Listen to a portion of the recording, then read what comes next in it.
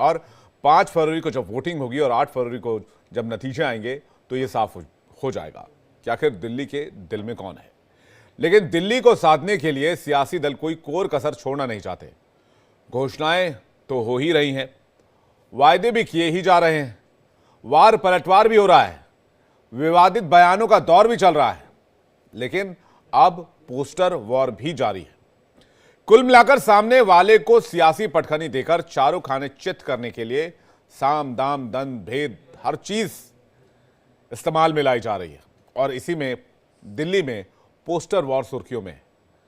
आम आदमी पार्टी और बीजेपी एक दूसरे पर हमले करने के लिए पोस्टर का इस्तेमाल कर रही है। इन पोस्टर के जरिए जहां ये दोनों पार्टियों से सवाल पूछ रहे हैं तो वहीं अपने पक्ष में माहौल भी बनाने की कोशिश हो रही है। पहले एक रिपोर्ट आपको दिखाते हैं।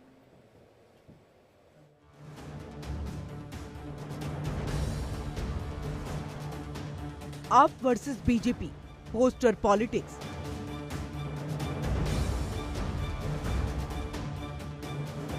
आपका प्रहार, बीजेपी में कौन दूल्हा?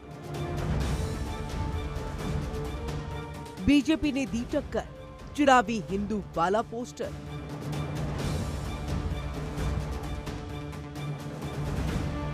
दिल्ली की लड़ाई पोस्टर वॉर पर आई।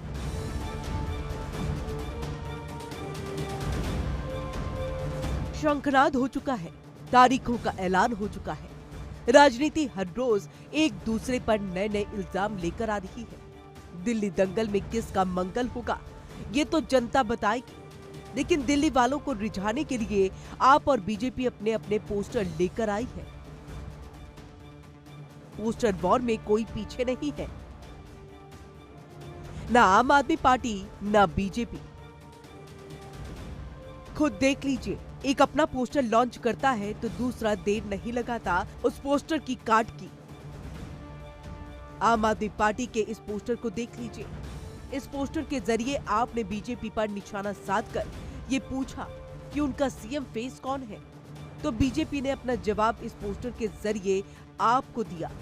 पोस्टर में जिसमें पीएम मोदी की तस्वीर थी और ये लिखा था, दिल्ली चले मोदी के साथ।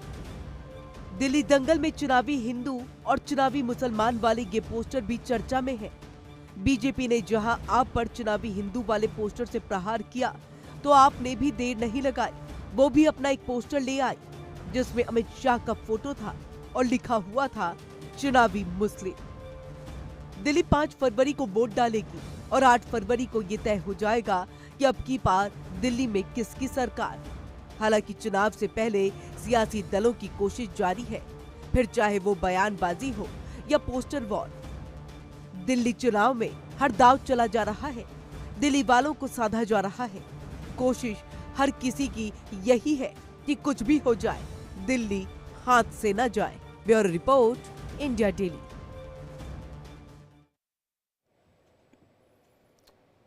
दिल्ली का सियासी मिजाज उबाल खा रहा है और राजनीति में तड़के का काम वो पोस्टर कर रहे हैं जो बीजेपी और आम आदमी पार्टी की तरफ से जारी किए जा रहे हैं। किसी में चुनावी मुसलमान लिखा जा रहा है तो किसी में चुनावी हिंदू लिखा जा रहा है।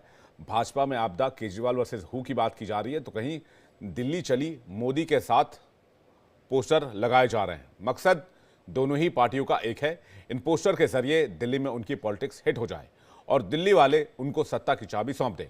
अलग अलग पोस्टर, अलग अलग प्रहार। अब दिल्ली को तय करना है कि अब की बार किसकी सरकार।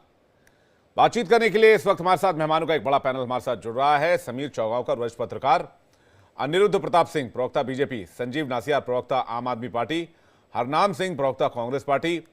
सभी मेहमानों का बहुत बहुत स्वागत है। मैं सबसे पहले अनिरुद्ध जी का रुख कर लेते हैं। अनिरुद्ध जी, एक फोटो जारी की गई जिसमें चुनावी मुसलमान लिखा गया और उसमें केंद्रीय गृह मंत्री की फोटो लगाई गई। एक फोटो जारी की गई जिसमें दूल्हा कौन लिखा गया और केजरीवाल वर्सेस हु लिखा गया। क्या जवाब देंगे इसका? विवेक जी, एक तो मैं माफी चाहूंगा दर्शकों से कि मैं कार में डिबेट से निकला हूं तो कहीं पे बैठ नहीं पाया, इसलिए मुझे कार से करना पड़ रहा है जी। तो जी देखिए, सबसे बड़ी चीज है कि भारतीय जनता पार्टी का हर व्यक्ति, वहां पे जो कमल का फूल है 70 विधानसभा में, वो सारे कैंडिडेट हैं। कमल का फूल हमारा कैंडिडेट है, बिल्कुल स्पष्ट है। केजरीवाल जी ने किया क्या है 10 सालों में? कुछ नहीं किया। ये कहते हैं कि हम धार्मिक लोग उसमें पुजारियों को हम 18,000 रुपए देंगे। अरे भैया, आपको रोक किसने रखा था? किसी ने रोका नहीं था आपको। आपकी कैबिनेट थी, सब कुछ था, आपका था, कोड ऑफ कंडक्ट नहीं लगा था, सारा चीज आपका था। तो कम से कम आप उठाते, एक कलम साइन करते, रेजुलेशन पास करते, आपको मिल जाता। लेकिन आपने वो भी नहीं किया। आप अगर देखिए यमुना नदी को, विवेक भाई, यमुना नदी का 22 किलोमीटर यमुना नदी पूरे दिल्ली में बहती है। 22 किलोमीटर में 23 नाले गिरते हैं यमुना नदी में। एक सिंगल सीवेज ट्रीटमेंट प्लांट इस व्यक्ति ने नहीं बनाया। 80% यमुना नदी केवल दिल्ली की गंदगी से गंदी होती है। आप कहते हैं कि ये हिंदू है, कि मतलब वो यमुना को मैली कर रहे हैं जो कि जाके प्रयागराज में मिलती हैं। सोचिए महाकुंभ में कितने लोग नहा रहे होंगे, उसमें स्नान करते होंगे। और ये व्यक्ति अपने को कहता है कि क्या कहते हैं, जब वोट का समय आता है तब ये बात करते हैं कि एक समय ऐसा था जब राम मंदिर की प्राण प्रतिष्ठा की बात हो रही थी, तब इनकी नानी ने मना कर दिया था कि साहब वहां पे मत जाना। 83 करोड़ लीटर गंदा पानी यमुना नदी में गिरता है प्रतिदिन। और बात ये करते, अरे जो व्यक्ति फ्री में 100 यात्रा नहीं करा सकता, वो तीर्थ यात्रा की बात करता है। तो ऐसे व्यक्ति को, ये तो नटवर लाल हैं। ठीक है, मैं राजनीति में, राजनीति के नटवर। मैं इसका जवाब मैं संजीव नासियार जी से ले लेता हूं। साथ ही एक पोस्टर का भी जिक्र कर लूं। संजीव जी, एक पोस्टर जारी किया गया, इसमें अरविंद केजरीवाल जी की फोटो लगाई गई है। उन्हें चुनावी हिंदू उस पर लिखा गया और उसके नीचे लिखा गया, मंदिर जाना है बस मेरे लिए छलावा, पुजारियों का सम्मान बस मेरा चुनावी दिखावा। इसके अलावा एक और पोस्टर जारी की गई जिसमें आम आदमी पार्टी नेताओं के फोटो लगाए गए हैं और उसमें गुंडे लिखा गया है। इसके अलावा कई और ऐसे पोस्टर्स हैं जिनकी चर्चा काफी ज्यादा चुनाव में हो रही है। संजीव नासियार जी। देखिए विवेक जी, दिल्ली का चुनाव जो है दिल्ली के मुद्दों पे होना चाहिए।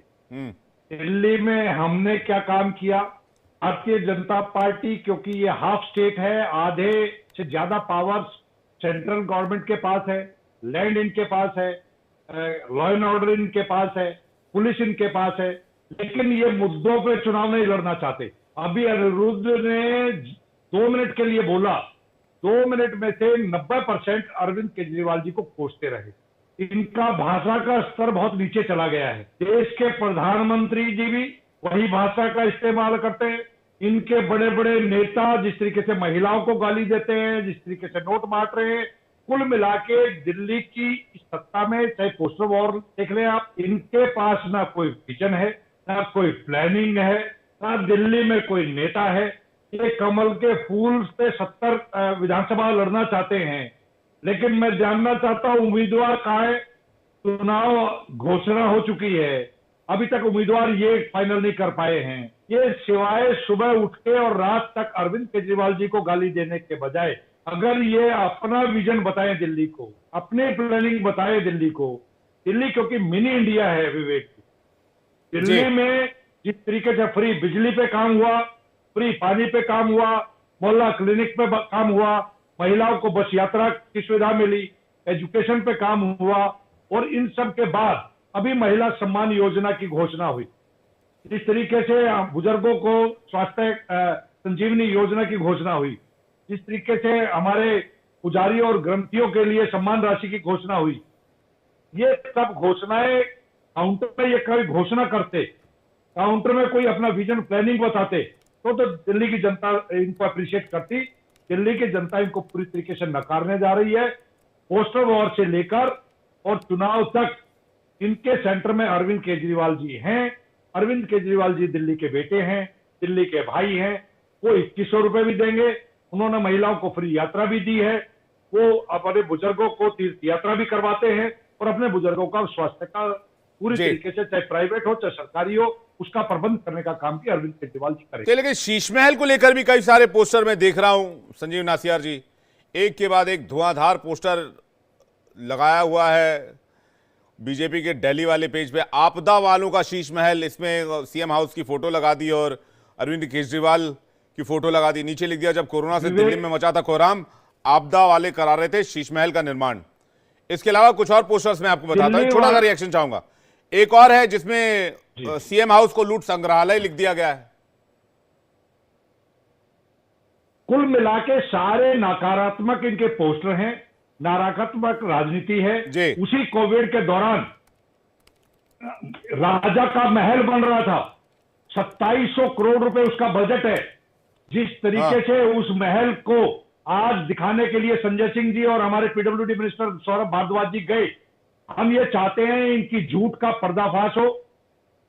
सीएम आवास पे जिस तरीके से आज मीडिया के साथ हम जाना चाहते थे, जी। मीडिया के माध्यम से इनकी वो झूठ का उजागर करना चाहते थे कि वहां पर कोई स्विमिंग पूल नहीं है, हाँ। कोई इस तरीके की जिस नहीं, तरीके मुझे के लगता है झूठ- सोशल मीडिया का एक बड़ा एज अ टूल इस्तेमाल किया जा रहा है संजीव जी, चाहे वो किसी भी पार्टी की तरफ से हो। लेकिन क्या कांग्रेस पार्टी इसमें पिछड़ रही है? सीधे चलते हैं हरनाम सिंह के पास, उसके बाद चलेंगे समीर चौंगावकर सर के पास कि सोशल मीडिया पर ही क्या दिल्ली की असली चुनावी लड़ाई लड़ी जा रही है। हरनाम जी, कांग्रेस पार्टी क्यों पोस्टर वॉर में पीछे रह गई है? देखिए, कांग्रेस पार्टी ने तो हमेशा जो है एक सुशासन देने का काम किया, एक बेहतरीन दिल्ली को बनाने का काम किया था। और आज जिस तरीके से बड़ा दुखद है कि देश की राजधानी दिल्ली में दो पार्टियां, जिनका एक का 10 साल से केंद्र में सरकार है और 7 सांसद हैं, और दूसरी पार्टी जिसकी 10 साल से 67 एमएलए हैं और दिल्ली में सरकार है और निगम में भी सरकार है, उसके बावजूद ये अपना रिपोर्ट कार्ड देने की बजाय ये बताते कि हमने मैली जो यमुना है वो साफ कर दी, ये बताते कि दिल्ली में दम घोटू जो हवा AQI 1000 के पार है वो क्यों हो गया, हमने वो ठीक किया, ग्रीनरी का लेवल हमने कितना किया, दिल्ली में नई बसेस हम कितनी लेके आए, दिल्ली में नई मेट्रो की फेसेस, चौथे 5वें फेसेस में हमने कितनी मेट्रो चलाई, दिल्ली के अंदर हमने कितनी सरकारी नौकरियां दी, जो आज मार्शल है, चाहे सिविल डिफेंस के लोग हैं, चाहे टीचर्स हैं, चाहे नर्सेज हैं, जो धरने पर बैठे हैं ठेकेदारी कॉन्ट्रैक्चुअल सिस्टम के खिलाफ। इसके अलावा दिल्ली के अंदर जितने बीमारू अस्पताल है, एक एक अस्पताल में 6-6 महीने, साल की डेट डायलिसिस के लिए दी जाती है सरकारी हॉस्पिटल्स में। दिल्ली में इन्होंने एक भी नई यूनिवर्सिटी का कोई गठन नहीं किया। DT यूनिवर्सिटी शीला दीक्षित जी ने बनाई, आपकी गुरु गोविंद सिंह यूनिवर्सिटी शीला दीक्षित जी ने बनाई, डॉक्टर अंबेडकर यूनिवर्सिटी शीला दीक्षित जी ने बनाई, स्पोर्ट्स यूनिवर्सिटी शीला दीक्षित जी ने बनाई। इससे पहले Delhi university, Jamia university, JNU university, ये सब कांग्रेस के राज में बनी। दिल्ली के अंदर जितने हॉस्पिटल्स है, दिल्ली सरकार के, केंद्र का एम्स हो, रामनोर लोहिया हो या सफदरजंग हो, ये सब कांग्रेस की देन है। दिल्ली के अंदर IIT कांग्रेस की देन है, ITI, पॉलिटेक्निक। अरे दादा दिल्ली के जी, तो लगे हाथ 2-4 पोस्टर भी रखवा देते सोशल मीडिया पे। सोशल मीडिया पे देखिए हमारा लक्ष्य जो है ना, पोस्टर भी जारी होगा, लेकिन हमारा पोस्टर सकारात्मक होगा। ये दोनों पार्टी पूरे 10 साल लड़ती रही है ना, वो LG से लड़ते रहे, वो CM से लड़ते रहे। संजीव जी, इस पर आंसर करना चाह रहा हूं, उसके बाद में समीर चौंगावकर जी के पास जा रहा हूं। एक सेकंड, हमने पोस्टर निकाले हैं, पोस्टर निकाला है कांग्रेस क्यों जरूरी है। हमने कहा 2500 रुपए दीदी योजना को हम देंगे। हमने पोस्टर निकाला है जीवन रक्षा योजना, जो हमारी बहुत शानदार स्कीम थी राजस्थान में, 25 लाख रुपए तक फ्री इलाज होगा। आज अशोक गहलोत जी ने उसको लॉन्च किया है। तो हम सकारात्मक रूप से दिल्ली की जनता के सामने अपने पोस्टर भी पेश कर रहे हैं, अपना मैनिफेस्टो भी पेश कर रहे हैं। और हम दिल्ली में ये चिकचक झकझक लड़ाई झगड़ा, ये सर्कस नहीं करना चाहते, क्योंकि दिल्ली में हमने 15 साल एक शानदार, बहुत अच्छी दिल्ली बनाई है। दिल्ली को रहने लायक बनाया था। आम पार्टी ने नरक की ठीक स्थिति में है, जल्दी पहुंचा संजीव दिया जी इसका आंसर कीजिएगा। विवेक जी संजीव जी। विवेक जी, मैं हरनाम जी की बात को आगे बढ़ाते हुए मैं बताना चाहता हूं कि हमारी सरकार ने क्या काम किया। 65 साल इस देश के आजाद होने के बाद 2013 में जब अरविंद केजरीवाल जी की सरकार आई, उसके बाद 39 नए फ्लाईओवर दिल्ली में बने हैं, 548 मोहल्ला क्लिनिक बने हैं, 4000 किलोमीटर से ज्यादा पाइपलाइंस दिल्ली में डली हैं। अनऑथराइज्ड कॉलोनीज में जितने भी गरीब गुरबा रहने वाले हैं, उनके नल से पानी पहुंचाने का काम किसने किया? अरविंद केजरीवाल जी ने। 7700 नई बसें दिल्ली की सड़कों पे चल रही हैं, इसका काम किसने किया? अरविंद केजरीवाल जी ने। 22,711 नए क्लासरूम्स बने हैं, वो काम किसने किया? अरविंद केजरीवाल जी ने। 13,708 तो संजीव भाई ठीक है, ये डेटा जो आप लोग बता रहे हैं वो पब्लिक डोमेन में भी है, लेकिन आप लोगों को फिर ऐसी योजनाओं की जरूरत क्यों पड़े? चाहे वो पुजारी ग्रंथि योजना हो, नारी सम्मान योजना हो, आप लोग अगर इतने मुतमईन हैं, इतने कॉन्फिडेंट हैं, इतने आश्वस्त हैं कि आप लोगों के खिलाफ कोई जीरो एंटी इनकम्बेंसी है और आप लोग गवर्नमेंट के खिलाफ किसी तरह की कोई लहर नहीं है, तो मुझे लगता है आप लोग को आश्वस्त होकर चुनाव लड़ना चाहिए था। नहीं विवेक जी, एक चीज में बस 30 सेकंड में हम लोगों ने क्योंकि काम किया है, इसीलिए दिल्ली की जनता ये विश्वास कर रही है कि हम ही ये काम कर सकते हैं।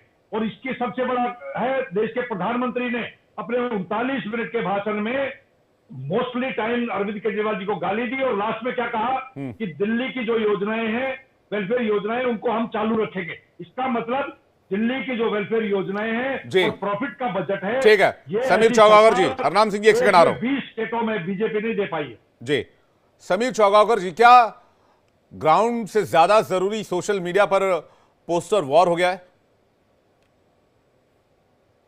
देखिए, लगता है ये चुनाव का एक अभिन्न हिस्सा है। अगर आप चुनाव में अगर नैरेटिव बनाना है तो सोशल मीडिया पर आपको एक माहौल तो बनाना ही पड़ेगा।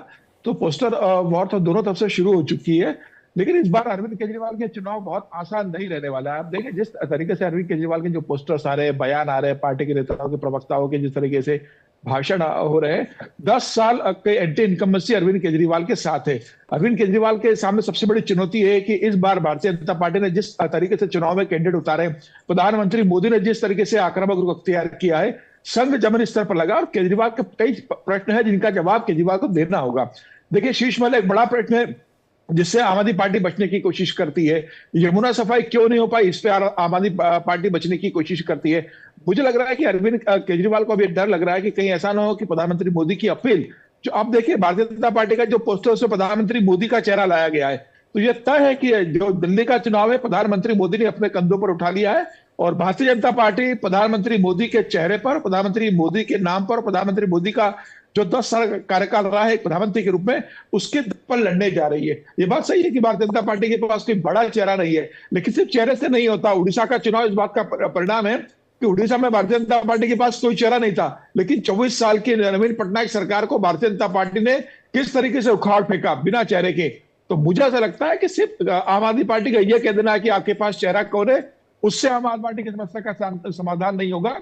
10 साल की एंटी इनकम्बेंसी जनता के बीच में है। आम आदमी पार्टी इस बात को समझ रही है।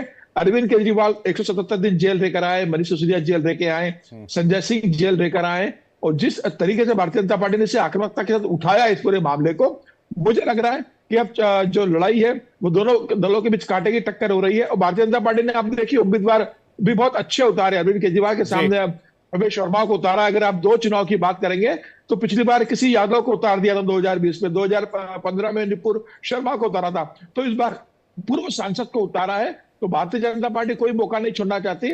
प्रधानमंत्री की मोदी के 10 साल के जो कार्यकाल रहा है और अरविंद केजरीवाल का जो 10 साल का कार्यकाल दिल्ली में रहा है, मुझे लग रहा है इसमें चुनाव होने वाला है और अरविंद केजरीवाल पहली बार एक तगड़ी चुनौतियों के बीच फंस चुके हैं। लेकिन एक सवाल समीर सर आपसे जल्दी से ले लेता हूं मैं, उसके बाद चलेंगे अनिरुद्ध जी के पास। आपने कहा कि 10 साल की एंटी इनकम्बेंसी, 10 साल की एंटी इनकम्बेंसी केंद्र सरकार पे भी थी। आपने कहा कि मोदी जी के चेहरे पर इस बार का दिल्ली का चुनाव लड़ा जा रहा है। 2014 के बाद से मुझे नहीं याद है कि कहीं पर भी पीएम मोदी फ्रंट में ना लीड कर रहे हो, ऐसा कोई चुनाव 2014 के बाद आया हो बीजेपी के लिए इस देश में, जिसमें पीएम ने फ्रंट से लीड ना किया हो चुनाव को। तो हर चुनाव ही पीएम के चेहरे पर बीजेपी ने लड़ा है। तो ये इन दोनों सवालों का जल्दी से आंसर कीजिएगा, फिर अनिरुद्ध जी के पास जा रहा था। देखिए, इसमें कोई दो राय नहीं कि प्रधानमंत्री मोदी 2014 से भारतीय जनता पार्टी के सबसे स्टार प्रचारक रहे और उनके दम पर ही चुनाव लड़ा गया और अमित शाह का संगठन की भूमिका सब जानते हैं। लेकिन 10 साल का जो कार्यकाल रहा है अरविंद केजरीवाल का, एक बड़ा मतदाता रहा है जो अरविंद केजरीवाल को 53 से 54% का जो मतदान दिल्ली के अंदर मिला। भारतीय जनता पार्टी को देखिए, भारतीय जनता पार्टी और आम आदमी पार्टी के बीच अगर परसेंटेज आप देखेंगे तो 15 से 16% का फर्क है अभी के अंदर।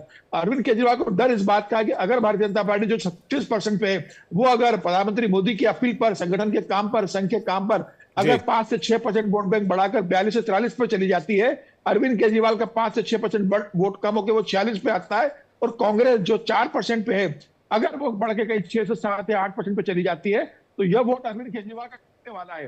सिर्फ 5 से 6% वोट अगर अरविंद केजरीवाल का टूटता है तो निश्चित रूप से अरविंद केजरीवाल को एक बड़ी समस्या उत्पन्न होने वाली है। डर यही है प्रधानमंत्री मोदी का जो जी ठीक है, अनिरुद्ध जी के पास जा रहे हैं। 6% का फर्क अरविंद केजरीवाल को सत्ता से बाहर भी कर सकता है। ठीक है, अब मैं इसका जवाब संजीव जी से लूं, लेकिन अनिरुद्ध जी से सवाल लेते जल्द से।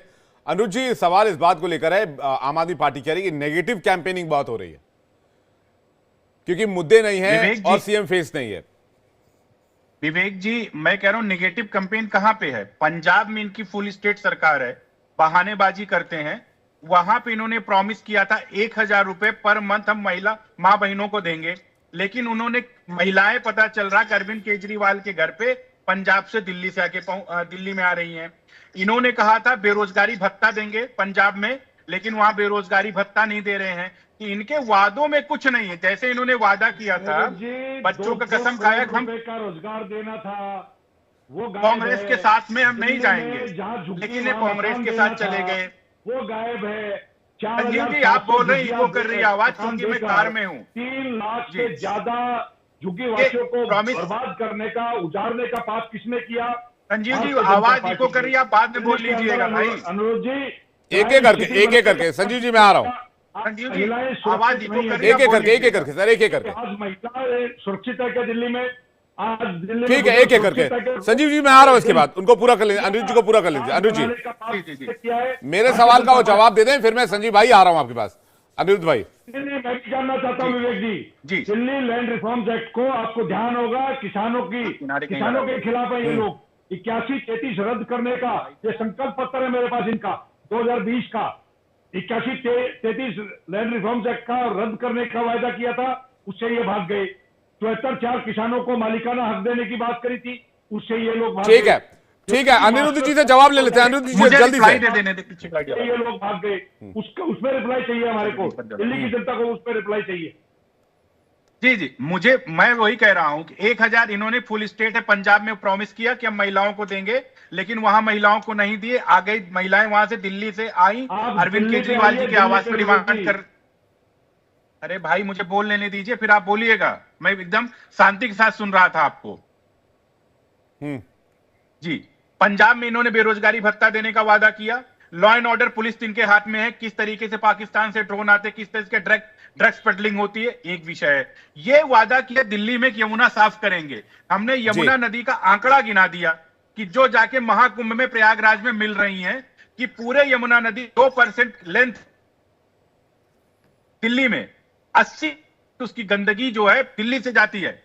एक सिंगल सीवेज ट्रीटमेंट प्लांट नहीं बनाया इन्होंने। 83 करोड़ बात है। आप कह रहे थे भाई पानी यमुना नदी में काम नहीं किया, इसलिए नेगेटिव कैंपेन चला रहा है। वैसे भी बीजेपी आम आदमी पार्टी के लिए कोई पॉजिटिव कैंपेन थोड़ी ना चलाएगी। आम आदमी पार्टी बीजेपी के लिए कोई पॉजिटिव कैंपेन थोड़ी चलाएगी। संजीव जी जवाब दीजिए, उसके बाद मैं हरनाम जी के पास जा रहा हूं। 10 सेकंड, हाँ पूरा कर लीजिए। 10 सेकंड दे दीजिए। हाँ बोलिए। इनका वही हालत है। 30 महल बनाने के लिए इनके पास में सरकार है, हम इस चीज को ऑन जमीन होती है, लेकिन स्कूल बनाने के लिए जमीन नहीं होती है। ये आयुष्मान कार्ड नहीं लागू कर सकते, आयुष्मान योजना नहीं लागू कर सकते, ताकि यहाँ पे दिल्ली की जनता को ये विश्वास दिलाया है। जिस तरीके से यमुना का काम बचा है, जिस तरीके से घर घर स्कूटी पे पानी देने का जो वायदा किया तो वो बचा है, वो काम करके देंगे। क्योंकि भारतीय जनता पार्टी ने जिस तरीके से पिछले 3 साल से नकारात्मक राजनीति करी है, उसको मुंहतोड़ जवाब दिल्ली की जनता देने वाली है। क्योंकि अरविंद केजरीवाल जी पे दिल्ली का भरोसा है। अरविंद केजरीवाल जी दिल्ली के बेटे हैं, दिल्ली के भाई हैं, और दिल्ली के हरनाम जी कुछ कहना चाह रहे थे, जल्दी से हरनाम जी के पास चलते हैं। हरनाम जी, लोग तो हवाई हैं। देखिए, हम आम आदमी पार्टी वालों से एक सवाल पूछना चाहते हैं कि इन्होंने 15 में और 20 में एक अपना मैनिफेस्टो जारी किया, जिसे केजरीवाल की गारंटी बोलते हैं। ये 28 इनके मुद्दे थे, उसमें 28 में से एक भी मुद्दा अगर ये बैठ के गिना दें कि हमने पिछले 5 साल पहले 2020 के चुनाव में ये वायदे किए थे और ये हमने पूरे कर दिए, उसमें मुख्य बता देता हूं क्या क्या वायदे इन्होंने किए थे। इन्होंने कहा था दिल्ली के युवा, बेरोजगार युवाओं को पक्की सरकारी नौकरी देंगे, नहीं दी। इन्होंने कहा था हम लोकपाल लागू करेंगे, नहीं दिया। इन्होंने कहा हम स्वराज लागू करेंगे, नहीं दिया। इन्होंने कहा था हम यमुना साफ करेंगे, नहीं दिया। इन्होंने कहा था घर घर से टूटी देंगे, नहीं दिया। इन्होंने कहा था 70 विधानसभाओं में हम 70 कॉलेजेस खोलेंगे, एक भी नया कॉलेज दिल्ली सरकार ने अपने 10 साल के कार्यकाल में नहीं खोला। इन्होंने कहा था कि हम हॉस्पिटल्स जो है दिल्ली के अंदर 50 से ज्यादा बना देंगे, एक भी नया हॉस्पिटल इन्होंने नहीं बनाया। जो 2-3 हॉस्पिटल उद्घाटन किए हैं वो सब शीला दीक्षित जी के समय में शुरू हो गए थे। इनको, क्योंकि ये केंद्र सरकार से लड़ रहे थे, एलजी से लड़ रहे थे, तो इनको ना कोई स्कूल की लैंड अलॉट हुई है, ना हॉस्पिटल की लैंड अलॉट हुई है। तो इन्होंने कोई स्कूल बनाने का सवाल ही पैदा नहीं होता, हॉस्पिटल बनाने का सवाल ही पैदा नहीं होता। 100 से ज्यादा फ्लाईओवर हमने दिल्ली में बनाए थे, उसके बाद इनसे उन फ्लाईओवरों की सफेदी पेंट पॉलिश भी नहीं हो रहा है।